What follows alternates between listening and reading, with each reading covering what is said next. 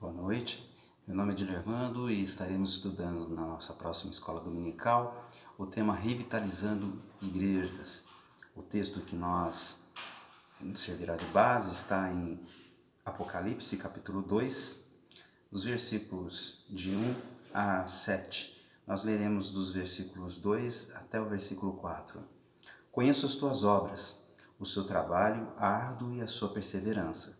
Sei que você não pode tolerar homens maus, que pôs à prova os que dizem ser apóstolos, mas não são, e descobriu que eles eram impostores. Você tem perseverado, suportado sofrimentos por causa do meu nome, e não tem desfalecido. Contra você, porém, tenho isto: você abandonou o seu primeiro amor.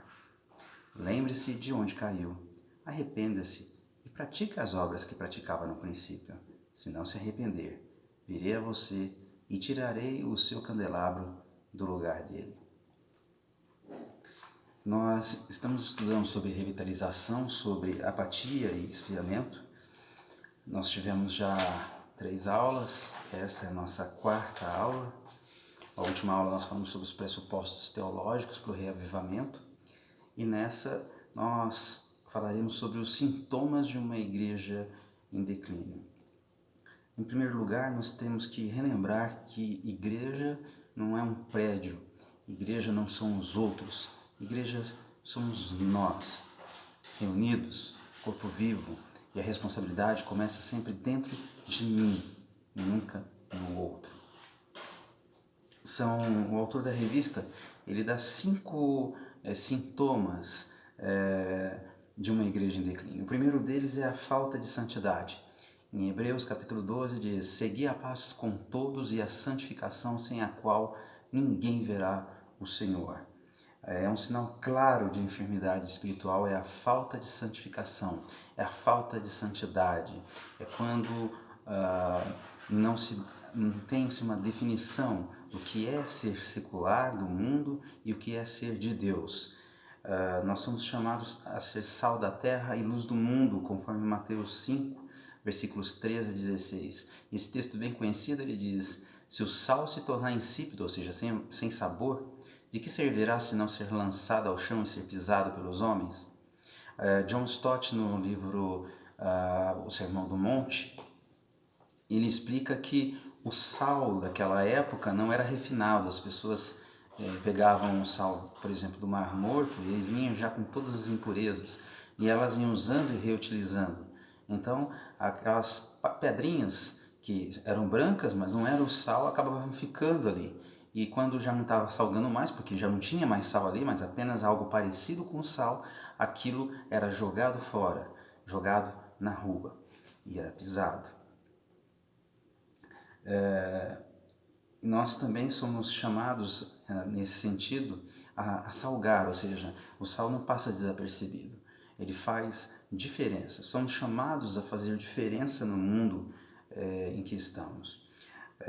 Se os cristãos se tornarem idênticos aos não cristãos, deixando-se influenciar e contaminar-se por eles, perderão a sua capacidade de promover mudanças significativas.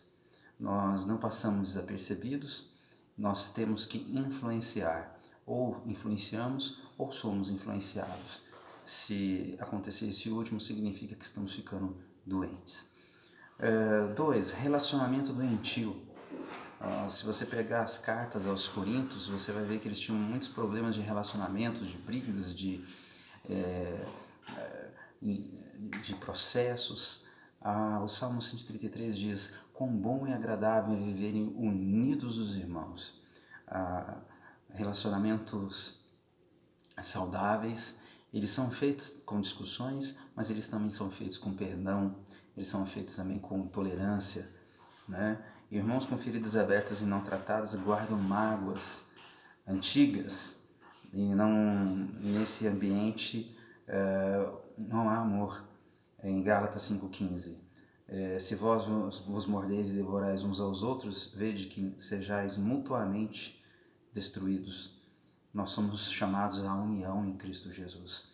Então, esse é um sintoma de declínio, quando os nossos relacionamentos se tornam doentios, se tornam de peleja, 3. Doutrina sem aplicação. A doutrina ela é essencial para a igreja. Sem a doutrina verdadeira, dificilmente iremos conhecer o Deus verdadeiro. O próprio texto que nós lemos fala que a Éfeso colocou à prova aqueles que se diziam apóstolos e não eram, e os achou mentirosos. Também, mais para frente, diz que eles odiavam as obras dos nicolaítas. Falaríamos sobre quem eram os nicolaítas dentro da sala de aula. Mas parava por aí. Martin Lloyd-Jones, no livro Os Puritanos, ele fala o seguinte: de muitas maneiras, o maior perigo com que todos nós defrontamos é o de nós nos contentarmos com o conhecimento e uma apreensão meramente intelectuais das coisas espirituais. Tal conhecimento é valioso, mas se ficar só nisso, poderá ser completamente inútil, porque poderá drogar-nos e deixar-nos numa condição de achar que nada mais é necessário. É necessário sim a doutrina, mas é necessário também a prática. Há um pastor que ele fala que nós precisamos ter ortodoxia, mas também precisamos ter a ortopraxia, ou seja, devemos ter a palavra de Deus aqui, aqui e aqui, como sinal. A palavra de Deus, ela fala lá no Velho Testamento que a palavra deveria funcionar como testeira e como sinal nas nossas mãos. Ou seja, tem que estar aqui e tem que estar nas nossas atitudes.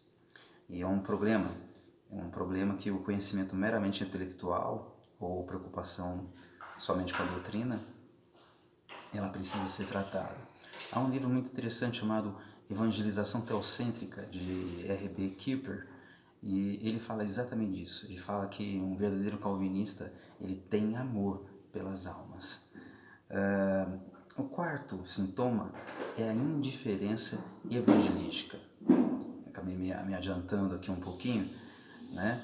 Paulo ele dizia: ai de mim se não pregar o evangelho, 1 Coríntios 9:16. O fundador da igreja presbiteriana, John Knox, ele dizia: ó Deus, dá-me a Escócia ou eu morro. Como nós deveríamos ansiar em ter este coração, um coração ardente de ver vidas se debruçando diante de Cristo. Caso isso não ocorra, a nossa mentalidade ela se torna uma mentalidade de gueto. Nós nos fechando num mundo à parte. Nós devemos confrontar a cultura que nós estamos. Devemos ir atrás dela. Não devemos achar que nada não importa. Devemos pregar o Evangelho. Devemos ter este amor às almas. É impossível guardar dentro do coração algo tão maravilhoso quanto o Evangelho, sem testemunhar, sem falar do amor de Cristo, ou sem viver este amor com o seu próximo. Se você tem um amigo que não é cristão e você ainda não falou de Cristo para ele, significa que você não o ama e que de fato você não é amigo dele. Talvez ele seja seu amigo, mas você não. Porque Cristo é a coisa mais importante que alguém possa encontrar. É a pérola de grande valor que nós achamos, vendemos tudo que temos para comprar aquela pérola. Quando encontramos a Cristo, tudo perde seu valor. Então, e não é algo que nós queremos só para nós. É a minha pérola, é o meu precioso. Não, eu quero compartilhar isso com as outras pessoas. Quantas forem. Se eu não for falar abertamente de Jesus, eu vou pelo menos demonstrar através das atitudes, através do meu comportamento, através da minha forma de tratar, através da minha forma de falar e de ser e de me portar. E quando tenho oportunidade, sim, vou falar do meu Salvador, porque Ele me libertou. Isso tem que arder em meu coração, tem que arder no seu coração. Caso contrário, é um sintoma. O quinto e último sintoma é o de nostalgia e tradicionalismo. Certa vez eu vi a história de uma moça que ela aprendeu a fazer peixe, um peixe que era tradição na família, um molho de peixe da família. e ela aprendeu da sua mãe que ela tinha que cortar o peixe ao meio e colocar na panela. E ela perguntava para sua mãe, por que é assim? Porque eu aprendi assim da sua avó, que aprendeu assim da sua bisavó. E um dia ela encontrou a sua bisavó e foram fazer o peixe da família, a receita de família. E ela viu então que a bisavó não cortou o peixe. Ela falou assim, mas vó, a senhora ensinou para sua filha cortar o peixe ao meio, ensinou para minha mãe cortar o peixe ao meio, por que a senhora não corta? Ah, mas quem disse que tem que cortar o peixe ao meio? Eu cortei o peixe ao meio porque eu não tinha na época uma panela que coubesse o peixe. Isso é o tradicionalismo. É quando a gente faz as coisas com base no passado, sem entender o porquê. Tradição é uma coisa boa, principalmente quando fundamentada nas escrituras sagradas. Mas tradicionalismo, não. Em Eclesiastes, ele diz assim que não é sábio perguntar porque os tempos passados foram melhores. Muitas pessoas vivem no passado. Ah, mas na minha época era melhor, na minha época eu fazia assim, na minha época, o pessoal de 2 anos atrás fazia assim. O melhor dia para se viver é o hoje. A melhor hora, agora. Você não pode mudar o passado, não pode acelerar o futuro, mas você pode viver o hoje. Hoje é o dia da salvação, diz o apóstolo Paulo. Então, nada de nostalgia, nada de tradicionalismo. Isso só serve para nos colocar para baixo. E a nossa mente nos engana. Achamos que o passado foi melhor, mas muitas vezes só lembramos das coisas boas e esquecemos das coisas ruins. Nós podemos fazer um futuro melhor agindo melhor hoje, vivendo para Cristo, com o primeiro amor. E aí eu gostaria de fazer pelo menos 4 perguntas para que você pudesse estar meditando, pensando e na aula a gente pudesse discutir. A primeira é, se esse primeiro amor que faltava em Éfeso e que muitas vezes falta na igreja atual, é a mesma coisa que paixão. Eu ouço às vezes a pessoa, é aquele fogo, aquela paixão e tal. Porque a paixão passa mesmo. A paixão, ela é algo passageiro. Mas eu gostaria que você lesse o Cântico dos Cânticos de Salomão, ou Cantares de Salomão, onde ele fala lá que o amor é forte como a morte, as muitas águas não podem apagar. Será que isso é paixão? A diferença entre o amor e a paixão é que a paixão é um fogo que consome tudo que está ao seu redor. O amor é como a sarça de Deus, que arde e não se consome. Então eu gostaria que você pensasse se o amor que está ali em Apocalipse, sobre o primeiro amor, o que é esse primeiro amor? Vamos discutir isso em sala de aula.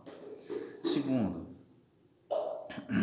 nós falamos que a falta de santidade é um sintoma de declínio da igreja. Quando se fala em falta de santidade, estamos falando apenas daqueles pecados grosseiros, como o adultério, como a gravidez fora do casamento, como o homossexualismo, como qualquer outra coisa, mas bebedice, ou se revela através de outros pecados, talvez não tão visíveis, nem tão grosseiros. Pense um pouco sobre isso. Terceira questão, é possível ser um crente ortodoxo sem interesse pela salvação das almas? E quarto, até que ponto a igreja deve se envolver com a cultura? Eu espero você na sala de aula, agradeço vocês que têm assistido e compartilhado. Nossa intenção não é ser monetizado, mas que você possa ser abençoado por esses momentos. Que Deus te abençoe, que você possa ouvir, participar da aula e compartilhar esse vídeo. Deus te abençoe, uma boa noite.